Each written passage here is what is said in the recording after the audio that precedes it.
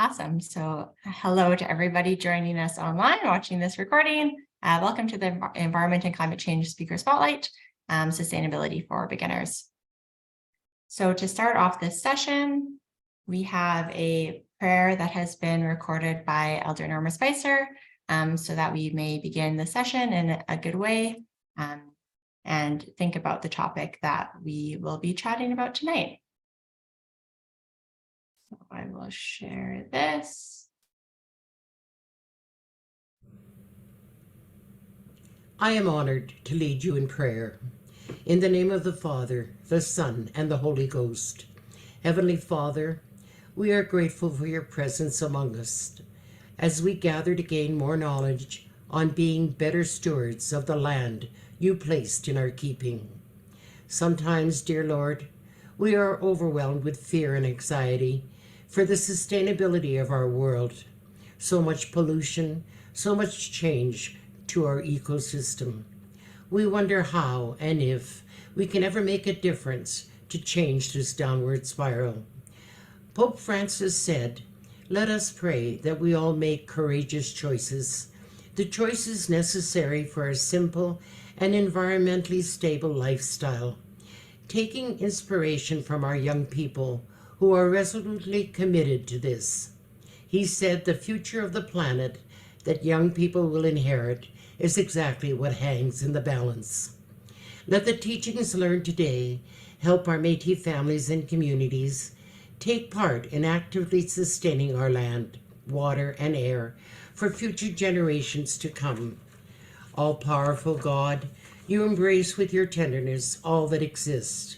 Pour out the power of your love that we can quell our fears and anxieties.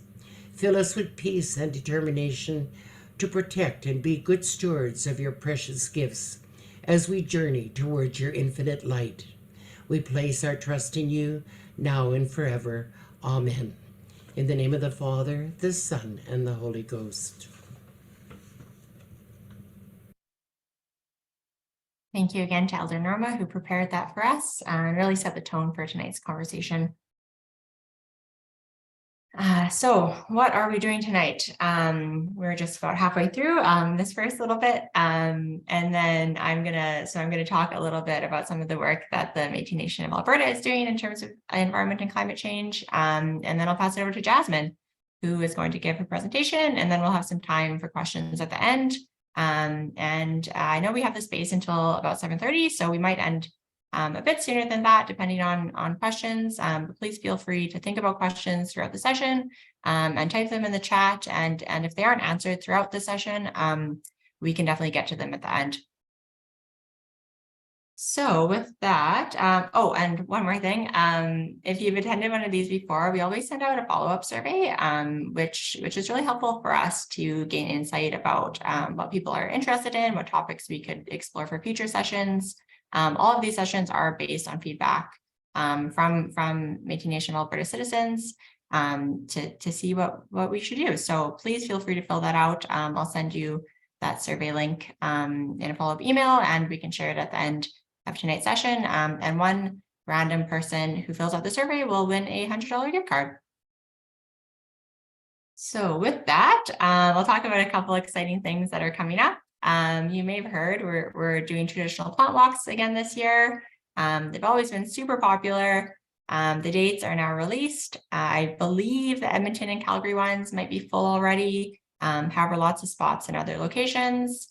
And a really great opportunity to learn from knowledge holder Natalie Pepin, who shares lots of knowledge about traditionally utilized plants.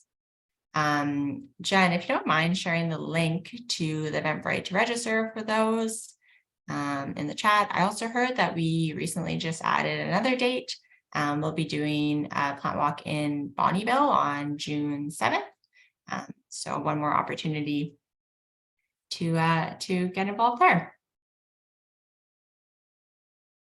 Next up, you may have heard that we're underway. We're building a solar farm out at Métis Crossing, which is really exciting. It's about a 4.86 megawatt solar farm. And if this isn't something you're familiar with, it's pretty big. It's about the equivalent of powering 1,200 homes in Alberta. and the energy produced will offset all of the M&A and affiliates electricity use, which is pretty cool. But as it's now underway, it's set to be done by the end of the summer, and we need a name. So you heard it here first. We're going to launch this contest on social media next week. But if you have any ideas of what the Métis Crossing Solar Project should be called, I know the Métis Crossing Solar Project isn't necessarily the best name, and I think we can come up with something better. So once again, Jen, if you want to share that link in the chat and suggest any names, that would be awesome. And then once we collect all those names, we'll also have a vote on the final name, which will be sent to the Métis Crossing board. And then that's all I'm going to talk about today. Lots of other stuff going on in our environment and climate change team. We do a ton of work in terms of environmental conservation, monitoring, greenhouse gas mitigation, and other, climate education and awareness, and including this session tonight. But with that, if you aren't already connected with us on social media, please feel free to do so. All of our programs and events we do share in our newsletter, on social media, and so forth. Lots of great opportunities to get involved this upcoming summer. But I know you all came here to listen to Jazmine, so with that, I will stop sharing my screen and I will pass it over to Jazmine, who, like Elder Norma shared, is a very inspirational young person, and I'm really looking forward to your presentation tonight. Awesome. Thank you. And thank you for that lovely introduction and that lovely opening prayer. Yeah, thanks for coming, everyone. I'm super excited to see everyone coming to this great presentation, and hopefully you can learn and develop pride in what you're doing and learn some new skills if you're kind of unsure how to approach some of these topics that can be kind of intimidating to get a start on. So I'm super excited to be able to share this to you. And yeah, welcome to Sustainability for Beginners, approachable and cost saving. So as a quick introduction, my name is Jazmine Larocque. I'm a Métis citizen living in rural Alberta and in Region 4. I was born and raised in Region 4. I have a Eco-Canada's environmental professional designation that I'm currently undergoing training for sustainability, communications, and public awareness. I have a bachelor's degree in environmental science, and I am currently a community sustainability manager in the non-for-profit sector for an organization called Iron and Earth. And some fun background about me is I love everything outdoors. I was born and raised outdoors. My grandparents raised bison in Drayton Valley, which I take great pride in being raised in that kind of environment. And I have many outdoor hobbies: hiking, fishing. I love biking and hiking. And yeah, I'm just really excited to start making sustainability a little bit more approachable, a little less intimidating, a little bit more fun.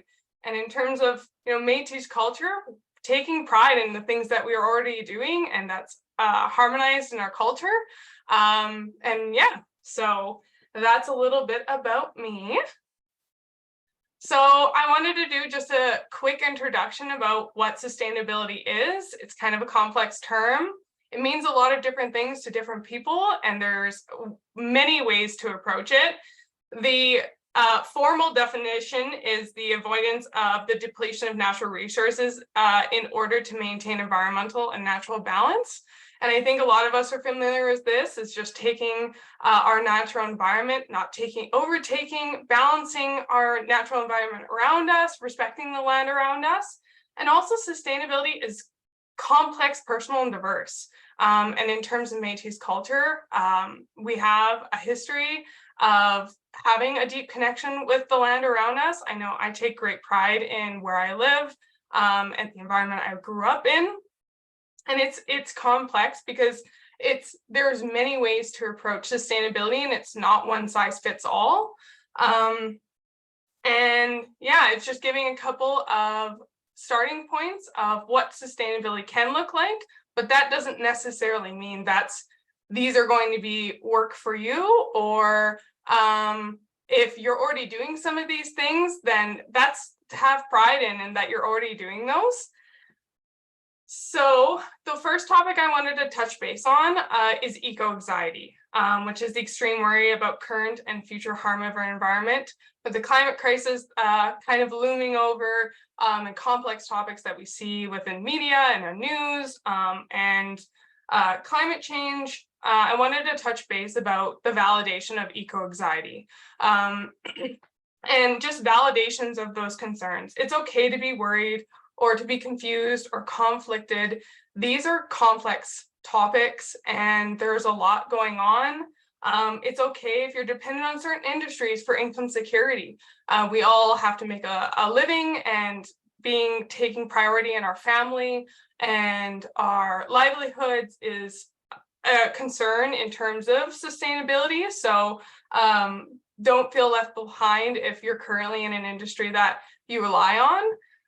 And it's okay not to be able to do everything and having conflicting actions. It's okay if you do one thing and not another. It is a huge undertaking to be able to do sustainability in its purest form, especially depending on people's accessibility and where they're starting from. So really having that understanding that it's okay not to be able to do everything. And if you're doing one thing, it's really just building that spirit to take interest, start educating, and also taking pride in things that you're already doing and your family or has done. But I also wanted to provide some of the mental health resources that the Métis Association and the Government of Canada has available if you're ever feeling like you're in crisis or you're struggling or these topics are triggering. Please, I always recommend reaching out to these services, and I believe they are going to share these links and these resources in the chat. So please, mental health comes first, and always please be taking care of yourself. These are complex and sometimes hard topics to navigate. So it is uplifting to be able to put mental health first. So they're going to share those in the chat. And then, yeah, so I wanted to touch base on approachable sustainability. And this is definitely sustainability for beginners. So it's going to be broad topics. It's not necessarily going to be complex. It's just easy places for people to start. So sustainability doesn't have to be all or none. It's okay not to be able to do everything. And taking small steps in your everyday life to work towards a larger goal. So individualism for sustainability is definitely, you don't have to feel the pressure to take on everything all at once. It's not an individual, it's not all up to you. You definitely can work as a collective, and we have a strong community, keeping that sense of community culture and leading with hope as well. Making sustainability fun too, making it work for your lifestyle, and finding a place that that is accessible and works for you. So a lot of times sustainability can be perceived and is inaccessible in certain ways. And it's important to strive to make sustainability more approachable. And that's definitely on the radar in terms of professionals and people making products and advocates to make sustainability more affordable and more accessible. Because it's definitely sometimes difficult to get a start on it, but there are lots of small things that you can start doing that are cost saving, easy, and kind of can just work towards getting a greener mindset. So the first one is sustainable options that are tangible and save money. So kind of just going over what I'm going to be talking about in terms of these options. These are the broad topics, and we can go into them a little more in depth as we go through the presentation. So pretty simple start. So keeping food longer and reducing food waste. Food waste is a methane producer within our landfills. Food waste contributes to excessive resource intake. It also takes in wasted resources. So that's a really great start to sustainability. And then growing your own food at home. combating heating and cooling, reuse and reduce, and start shopping strategically and sustainably. So we'll jump into these topics now. So the first one is keeping food longer and reducing food waste. So to kind of start off with some statistics, all types of food are wasted, but here's a layout of some of the most predominantly wasted foods in Canada. So vegetables hold 30% of wasted foods. Fruit is 15%, leftovers are 13%, bread and baking is 9%, and dairy and eggs are 7%. And then,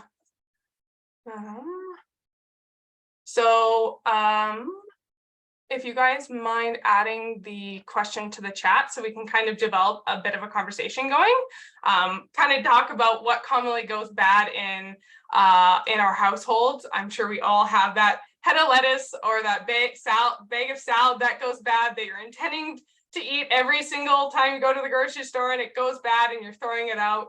I'm sure it's a common experience, or those bananas don't get eaten.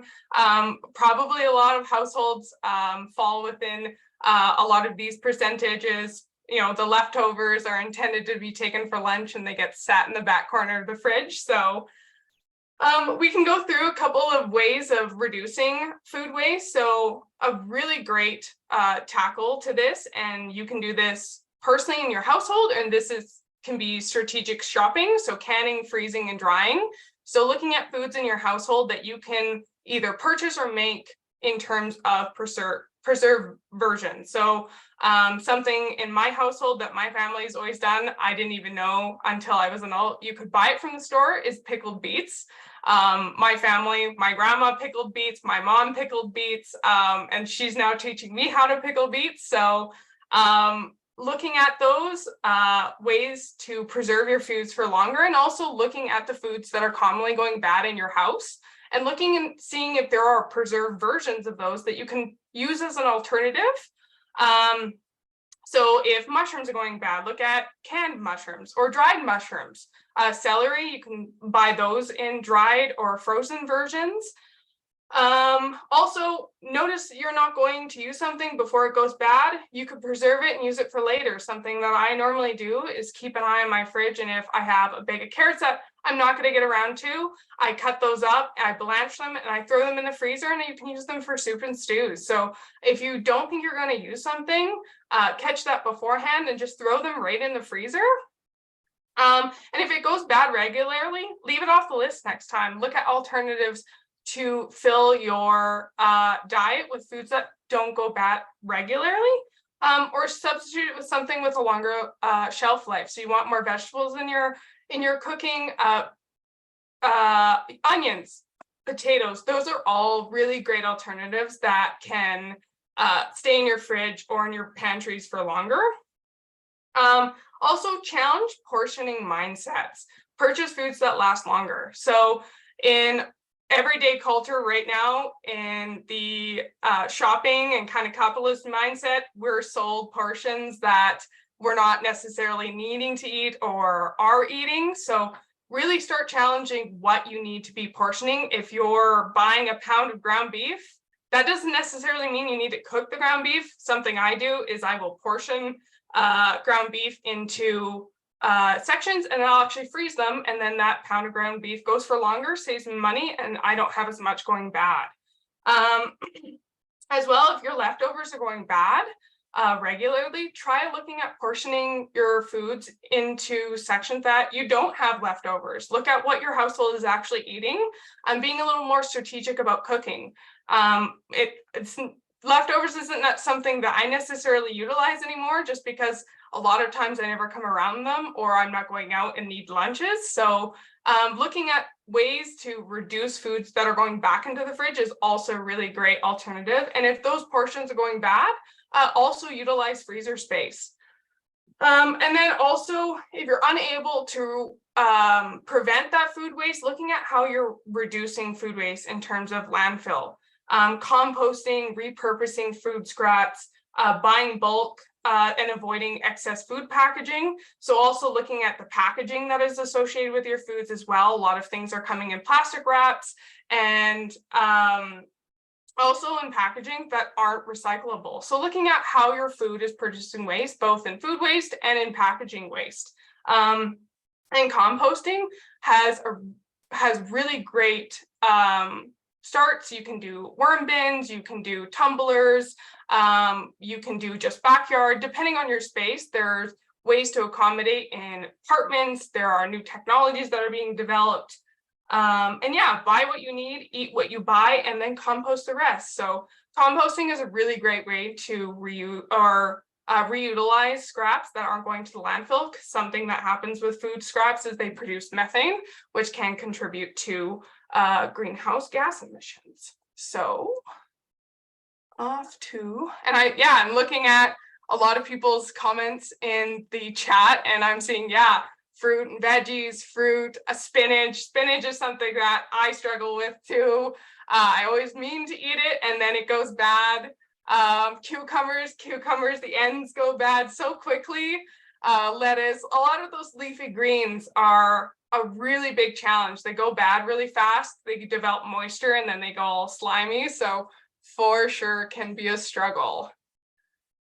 And yeah, share large portions with family members in different households. That's a really great point. I know my mom, if I'm not cooking, she's sending her leftovers to my house so that I'm not having to cook. So utilize your friends and family.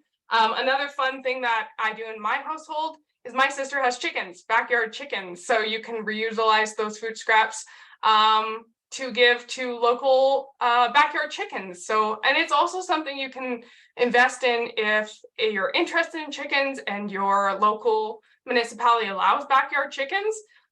There's a couple of people in my neighborhood who also have chickens. They love singing in the morning. And then the next one is growing your own food. And growing types of food that spoil easily or can be preserved. So that's something that how I tackle that lettuce and spinach specifically. I will grow those in the summer. So they're not going bad in my fridge. I can just reutilize them for my garden. And if you don't have outdoor space, there's lots of ways that you can utilize space that you may have.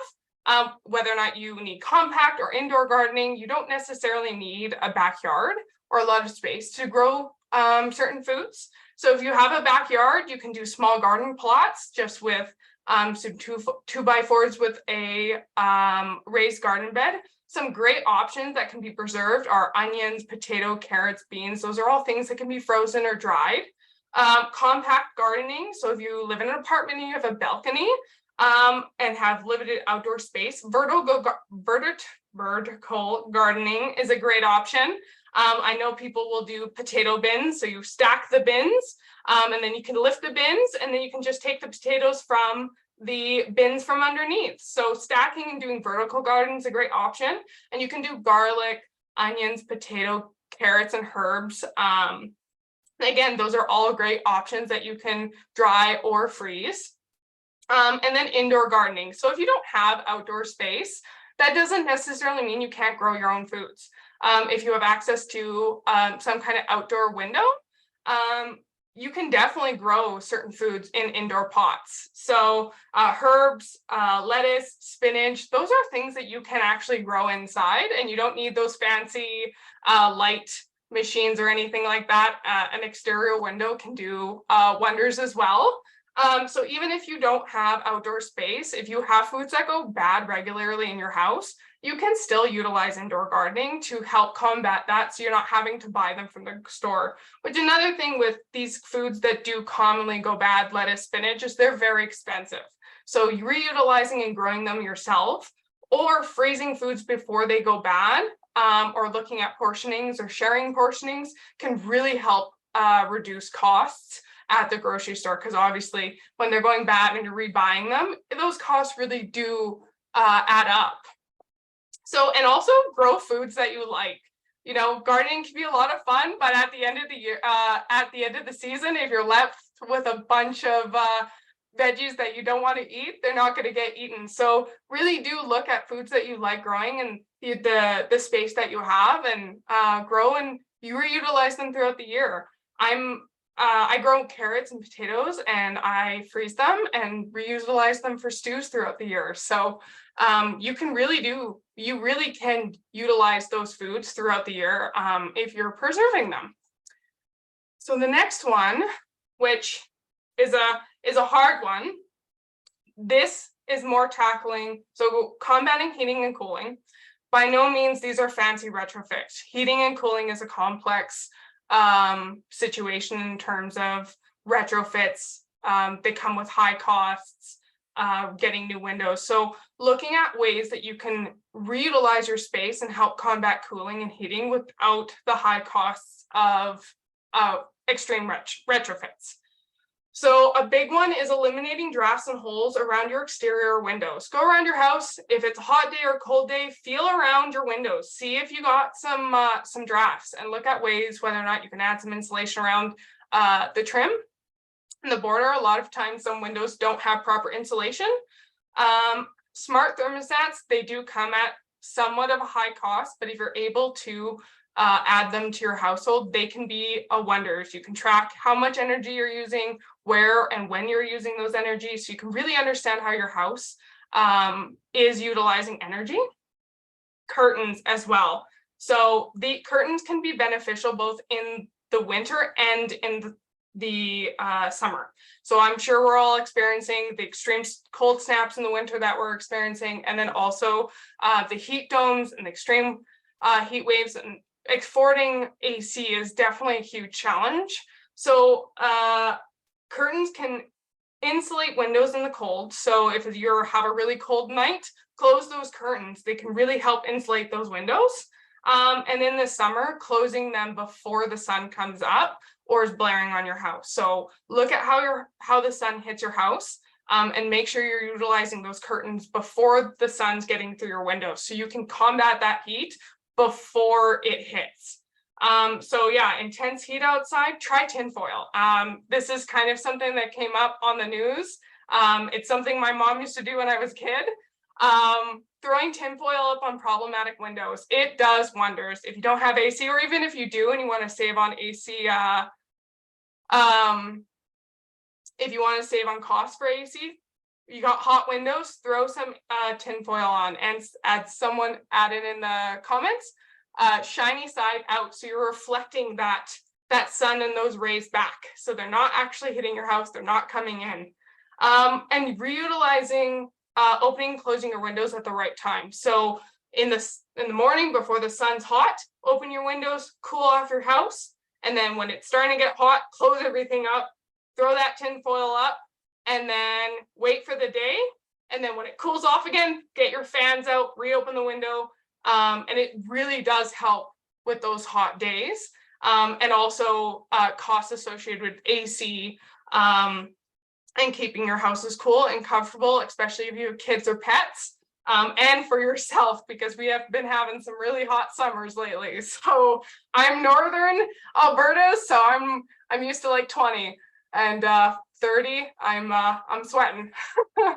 So I wanted to pose a great challenge to you. So go to your front doors and see if you can see light. It's amazing if you're looking at your doors and you can see light around there. Update your weather stripping. It's a great way to combat drafts. And it's something I recently did because you literally could see the sunlight coming through my door. So take a look at your front doors and your back doors, any of your exterior doors, and see if you can update those weather stripping. It's a cheap way to update your seals. So the next one is reuse and reduce. I know recycling comes up a lot of time, but reusing and reducing really is the best way to combat. Avoid disposables, so the classic avoiding straws, disposable bags, your Starbucks cups, reusable produce bags. I know you can do grocery bags, but you can also do produce bags, or not using produce bags at all.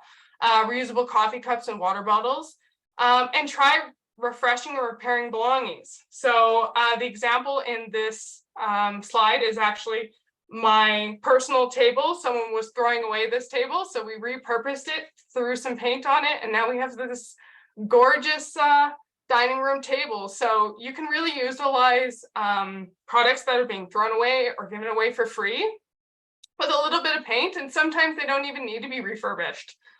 Something you can also look at in terms of reusing, reducing is seeing if your local municipality has programs to exchange free products that you're getting rid of. That's something, I live in a rural community. It's actually something my municipality just recently implemented. So keep up with your local government and see what kind of programs that are being utilized.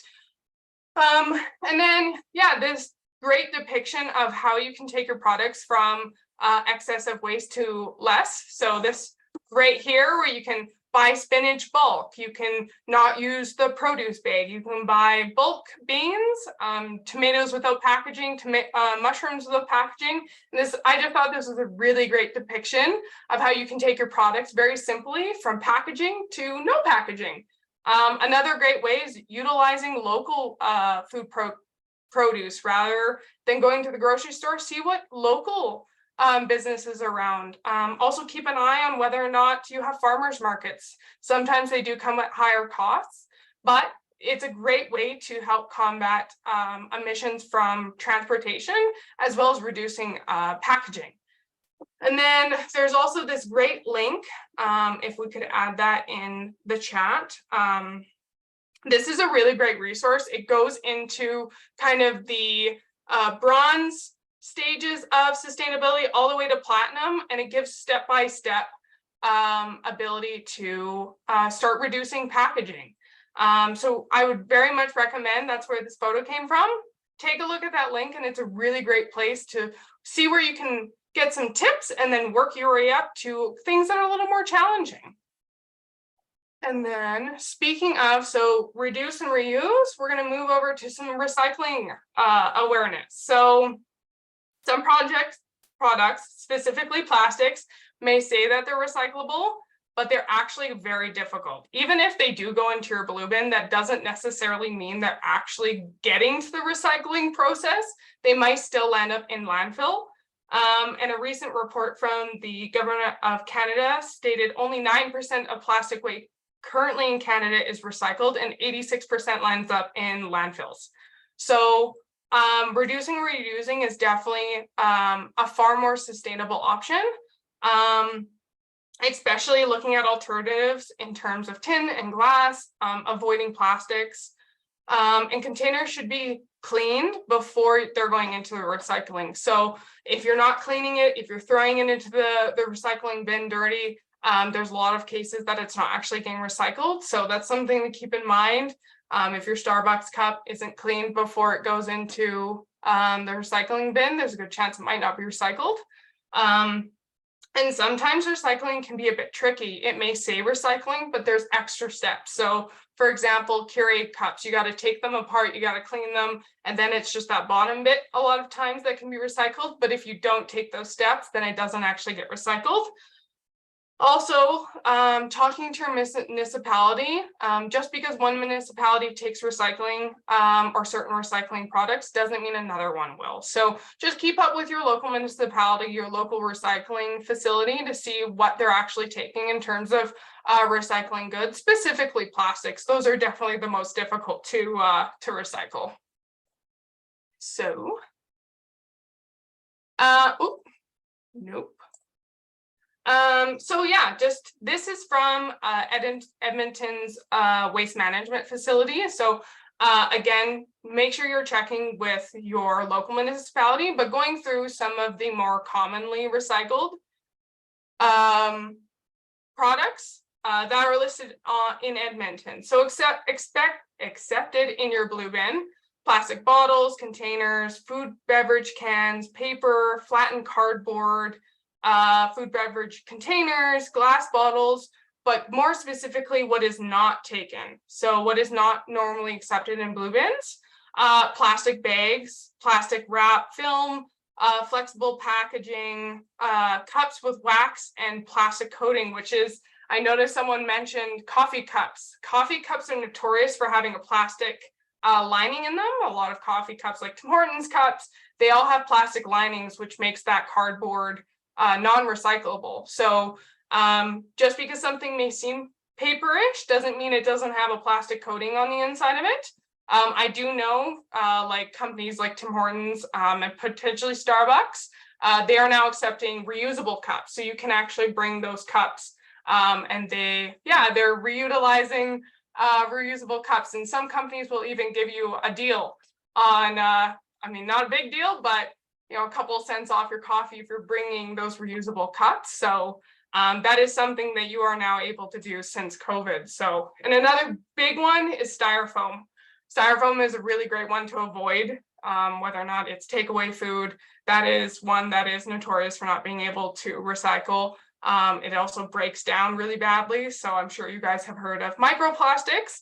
So that's where a lot of plastics, specifically hard plastics, they break down and they get into really, really tiny pieces and they're becoming quite a problem. So avoiding a lot of plastics is a really great start in terms of looking at sustainable products. So, and then now looking at some shopping strategically and sustainably. So some really simple ones is shopping secondhand. Look at, I know with young people, it's becoming far more trendy to shop at thrift shops. So it's now kind of in to shop at thrift shops. So shopping secondhand, I know in my community, we have two specific ones. We have a share shop, which is more of a community sharing and low budget. And then we also have a repurposing store here in our community. So looking at secondhand shops, sometimes thrift shops are taking advantage of that trendy stuff, so they can be a bit expensive. So try to support more local businesses as well. Shopping in bulk. So when you're going to the grocery store, instead of buying that prepackaged thing of mushrooms, going to the bulk bin and throwing them in the paper bag or into one of your reusable produce bags is a great way to avoid that food packaging waste. Reusable, as we spoke about last time, was reutilizing reusable water bottles and coffee cups instead of using non-reusable ones. And another benefit to using your reusable cups is that you don't get the soggy paper straw. So that's another nice thing. And efficient products. So looking at LEDs, looking at products that are coming from clean and green produce. And we're going to get into greenwashing a little bit later, but just making sure that you're educating yourself from where these products are coming as well. And compostables, another tricky one. We'll get into greenwashing again, but just because something says it's a bioplastic and compostable, again, doesn't necessarily mean it actually is in the end. And yeah, repairing and refurbishing. It's amazing how much money as well it can going to stores and asking if they were damaged. If it's got a little nick on it, it can't be sold like on the normal things. So looking at damaged products that you can take off the floor or buy from neighbors. So reducing how often you go to the grocery store. That's something I've implemented in the last couple of years. So instead of going every week, go every 2 weeks, or challenge yourself to go every month and see how you can utilize foods that last longer. And it also saves money. If you're not going, especially if you're not going hungry, it's a great way to save money as well. And utilize foods that are already in your house to make sure that they're not going bad. So, and then reducing plastics and non-recyclables. Avoiding, I'm sure maybe the term fast fashion has been going around, so that kind of Shein, H&M, the products are obviously not coming from sustainable manufacturing chains. So avoiding fast fashion, obviously sustainable fashion does come at a higher price point. So that's why reutilizing secondhand products can also, you can get your hands on products that may not necessarily be coming from sustainable chains, but you can also prevent them from going to landfills as well. So excessive packaging, non-reusable, single-use straws, that kind of stuff. And when you're looking at shopping, really it's about changing your mindset, looking at the full cycle of products. I think that's a really critical way of starting to challenge the mindset. You know, we live in quite a capitalistic society. It's about materialism and buying more. So really challenging those mindsets. You know, is it a natural material in the sense of, can this go back into the environment? Can it be composted? If it goes into the landfill, is it going to be producing methane or leaching toxic in its decomposition. So as well as what would happen at the end of this cycle? Is it going to the landfill? Can it be recycled? Is it actually being recycled? These things do take a little bit of research, but it's just taking that mindset is if you got a cotton cloth or a microfiber cloth, maybe going with the cotton cloth. How long does this product gonna last you? I mean, that's really speaking to that fast fashion mentality. Try and buy products that are actually going to last you and you're going to keep in your household. And that's another way of saving money as well, as sometimes things come at a higher cost, but if you're going to keep it for longer, then you're reducing that repetitive replacement of products, which even some products are kind of hard because products tend to not last as long nowadays. But yeah, looking at how long products are going to last you. And is this single use? Could it be replaced or replaced with something reusable? So if you can replace it with something that's reusable or reutilize something that may not be reusable, that's a really great way to reduce your waste. And a big consideration I take is how often am I taking that garbage bag out? How full is it with plastics that are going to landfill? I really do try to not take my garbage out as regularly and try to keep that reduced, get things in the compost bin, reduce packaging. And that's a really great way to track how much waste you're producing is how often you are taking that garbage bag out. So now the big topic to wrap up on a big issue that's facing greenwashing. So greenwashing is the process of conveying a false impression or misleading information about a company's products that are environmentally sound. So a lot of times my mentality is if it's too good to be true, it probably is. It really is just false advertising in terms of advertising something's environmentally friendly when it's not. So I've added a nice little graphic that highlights signs of greenwashing. So hidden trade-offs. A company may emphasize the fact that a water bottle is biodegradable while simultaneously excluding the fact that those water bottles are produced in a factory that pollutes rivers. Or vague and puffiness, they say friendly and sustainable, but they don't really elaborate and those claims don't really associate with the product. That's a good way to indicate false certifications. So, they're throwing labels on that are not typically associated with reliable eco certifications. That's one way. Or they tried to make labels look like real certifications, but they're not actually the real thing. Irrelevant claims or information. So they'll emphasize something that's completely not related to the product to make it seem like it's better than it is. Like saying that it's a certain chemical free, but that's not really related to the actual product and it would never have it in the first place. And then lack of proof. If you go to these websites and you can't find anything to actually support the claims that they're making, it's most likely because the information's not there or it's being hidden. So how to avoid greenwashing. So I provided a couple of examples. This EcoSoft blanket kind of blew up the internet a couple months ago because it says EcoSoft and it simply says it's made with 25% less water, but it's a synthetically made blanket. So EcoSoft really doesn't mean anything. And then so they use green packaging, they add flowers or add eco labeling and stuff like that. This is all kind of just a facade to avoid making a transition to more sustainable products and make their products seem better than they are. So how to avoid greenwashing is avoid phrases that are commonly associated. So like all natural, eco-friendly, non-toxic, plant-based and pure. It doesn't necessarily mean these titles are always associated with greenwashing, but these are commonly things that are associated when products are greenwashing. So as well, research the information. If they're saying that their products are eco-friendly, go onto their website and see if they actually back up their claims. See if the information's on their website. If it's not there, and it's probably because it's not real. And look for verified environmental certificates. So you got the things like there's true organic labeling, there's the true vegan labeling, the little bunny. Those are real certifications,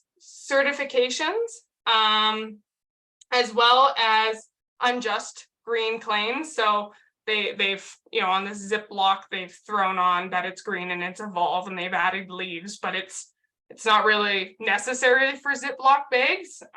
It's 25% plastic. So silicone bags would be a better alternative, or something that is reusable. These are still single-use plastic bags, so they're still producing the exact same impact as a regular Ziploc bag.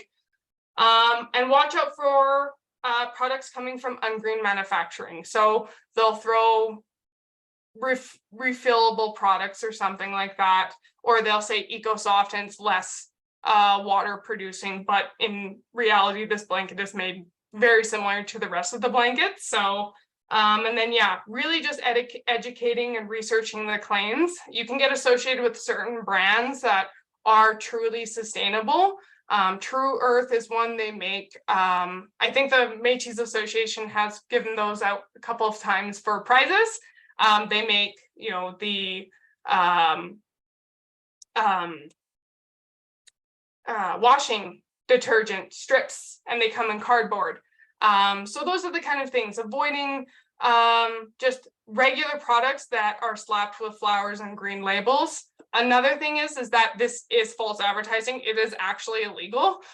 So in Canada, this is something you can report to the Bureau of Canada, and it is something they will actually look into. So you're not actually allowed to do this. It is considered false advertising, so it's something to watch out for. And the kind of last question I'll pose to you is provide some examples in the chat of similar products that you've seen. Have you seen any greenwashing? Have you noticed anything at your local shops or Walmart, or being advertised to you?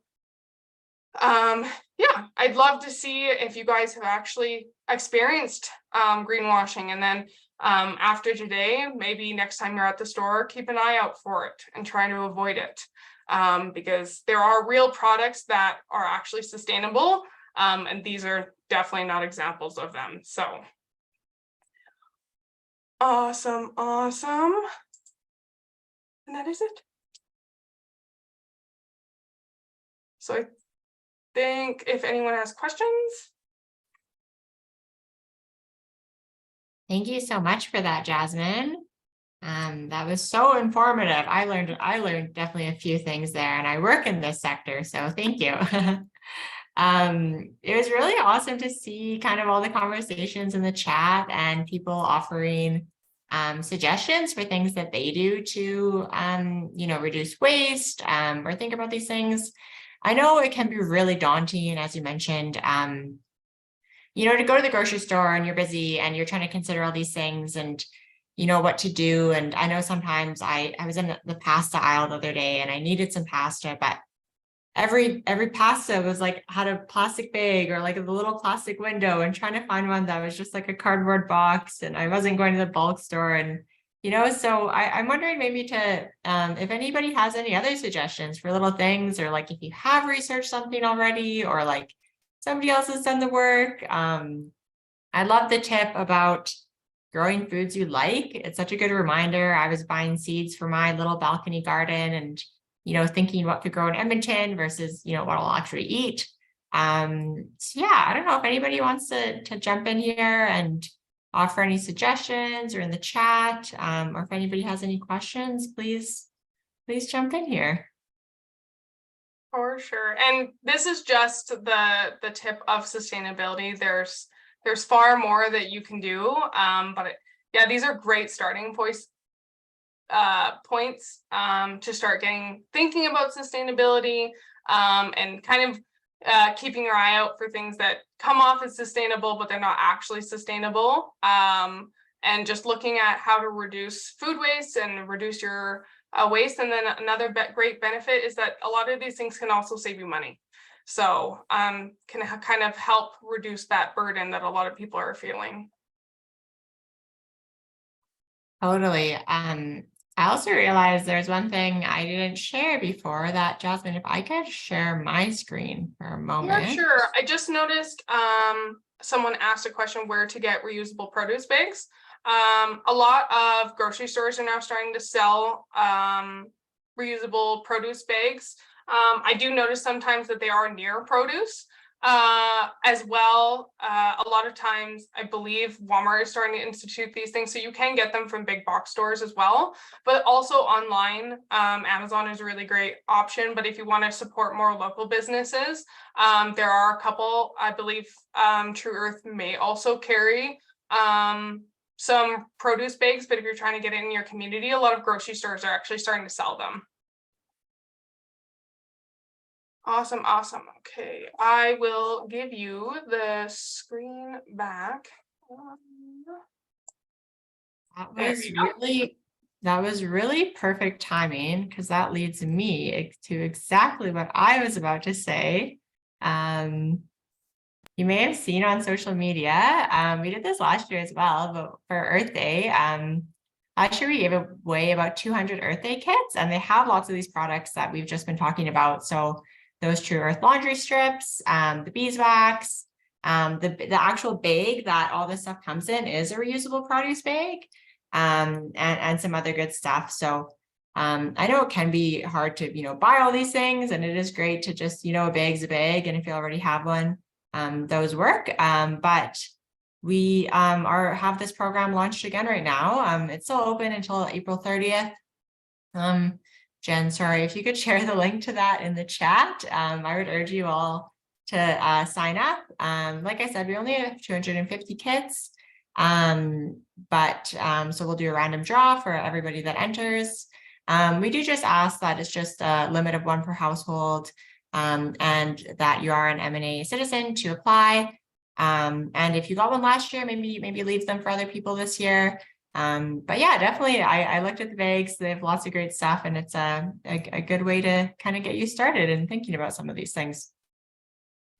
But that's all I have right now. Any other questions right now? I think someone has their hand raised. Yeah, Nina. I was just a question for, Jazmine or Ali or anybody.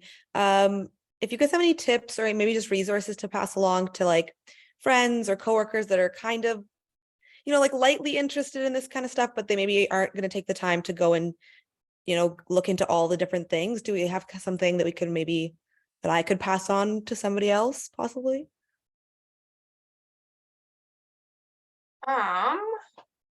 In terms of even passing on, a lot of these things, like even talking about like produce bags and stuff like that, they don't have to be formalized produce bags or anything like that. You can reutilize stuff that's right at your home. So by no means that you have to actually go out and buy a lot of these products. You can reutilize a lot of stuff that's already in your home. So having those conversations already, saying, hey, you got a reusable bag, try using that for produce as well. And then also that link that was shared early is a really great starting point for people who are kind of on the fence about how to start sustainability. It is the CanadaReduces.ca Go Zero Waste. That's a really great way. Just send that link over, and it really depicts some really great starting places for people and how to reduce your waste without actually investing a lot of time into it. So it's just while you're at the grocery store, you're looking at a thing of pickles. Are you going to buy the plastic tub or the glass jar? For sure. Cool, thanks.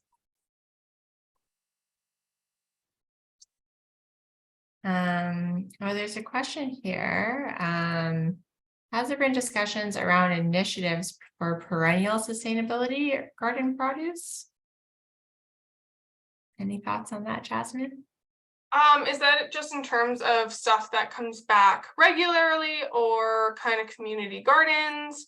I know for my local community, you can actually rent community lots. So that's something you can also look into, is if your community has lots to rent or community gardening area that are free to use as well.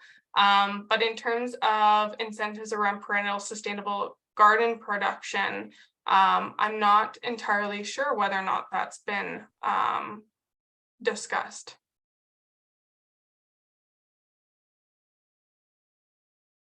Does that answer your question, Wade? Did you want to elaborate on that at all? Yeah, I can. My head. There we go. Hello. Hello. I sent in a question a while ago to climate@metis.org.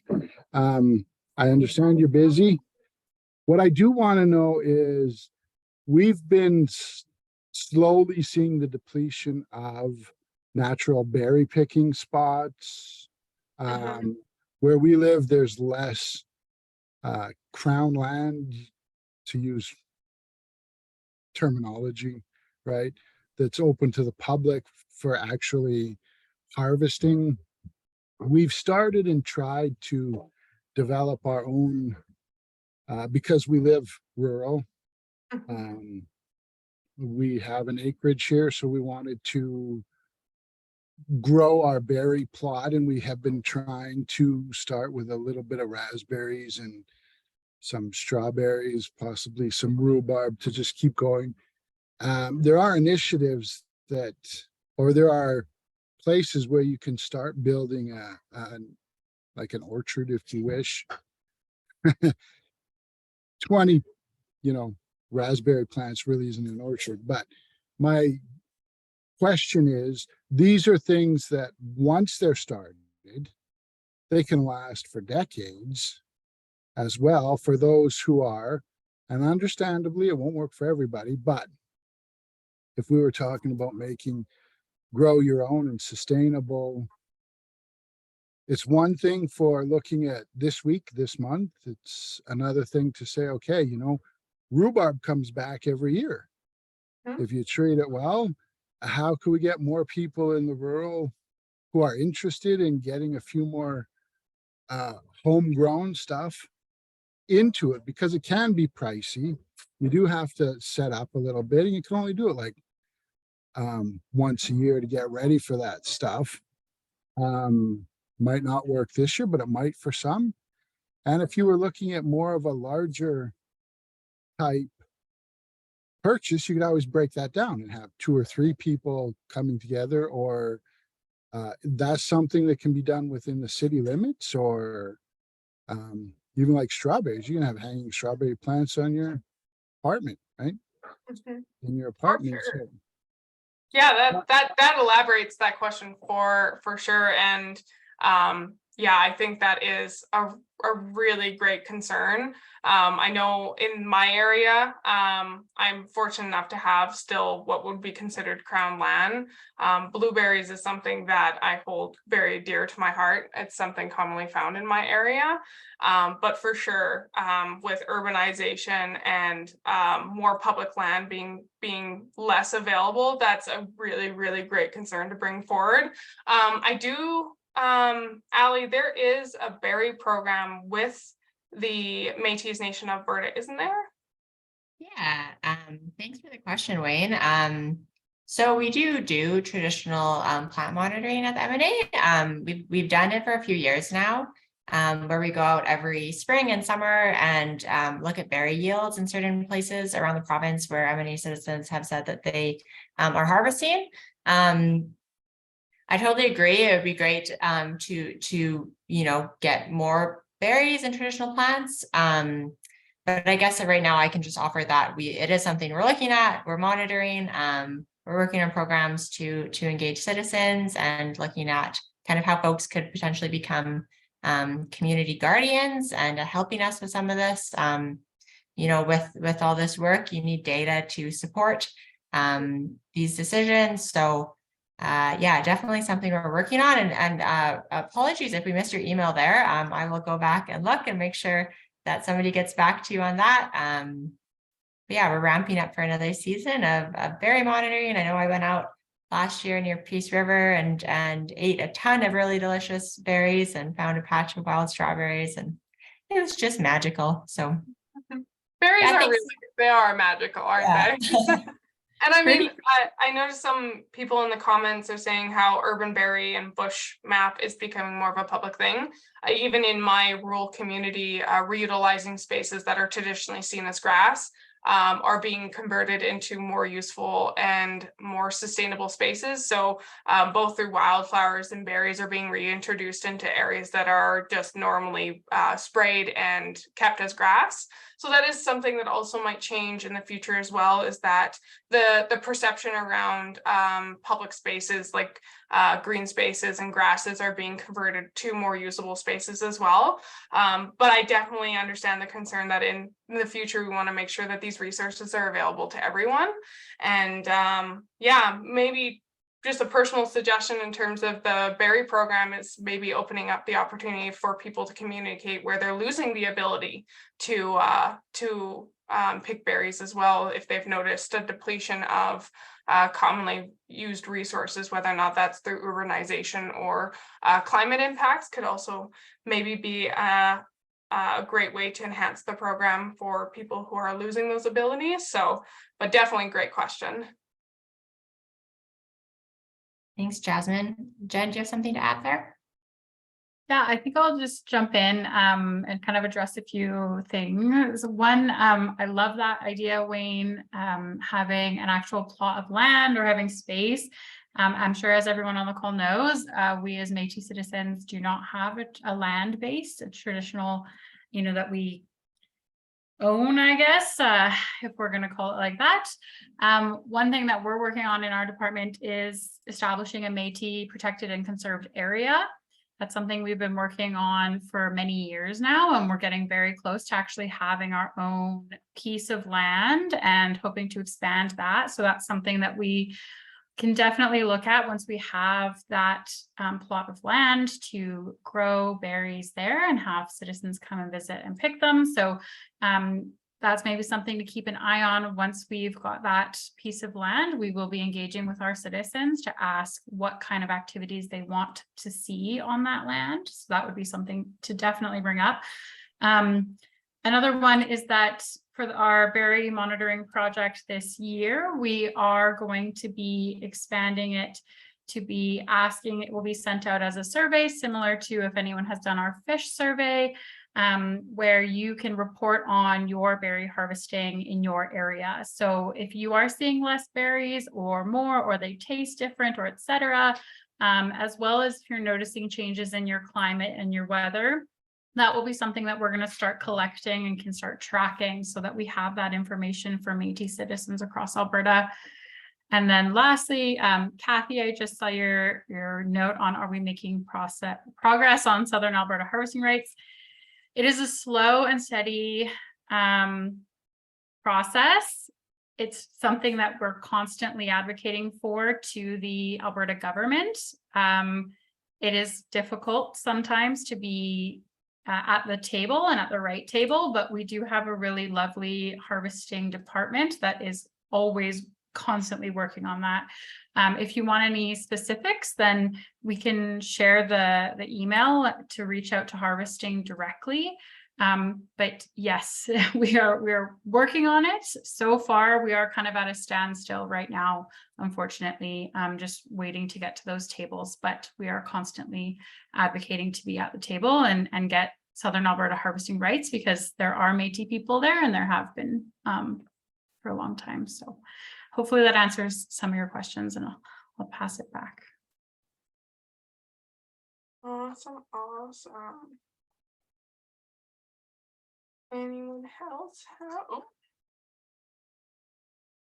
Yeah, I will send all these links. So sorry, I know we sent about 100, but lots of good information.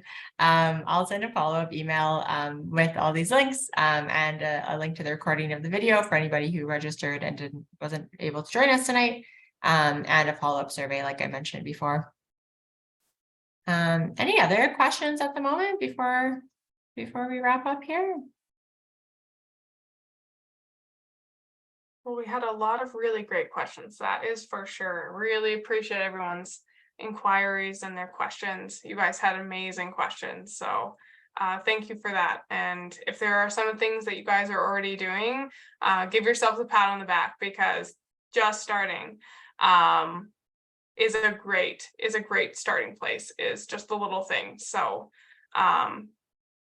and yeah, for sure, contact information for me probably can be included in that send out that's going out at the end of the presentation. So For sure. Maybe just while we have a moment here, we'll send a link to our follow-up survey. Like I said before, we really want to hear about any ideas you all have for future speaker spotlight events.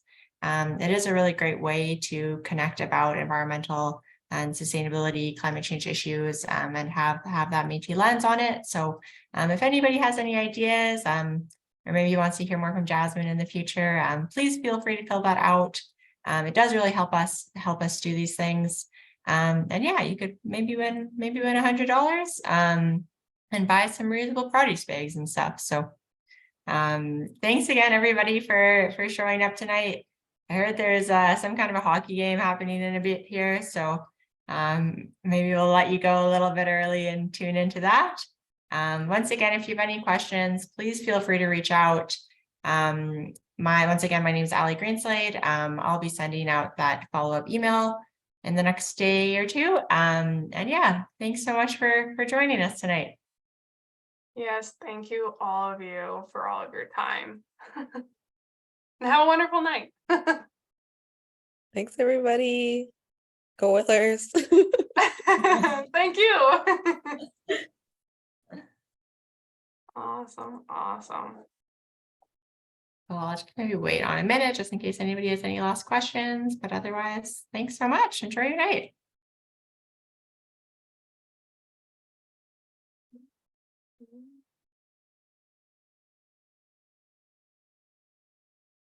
I guess I should stop recording.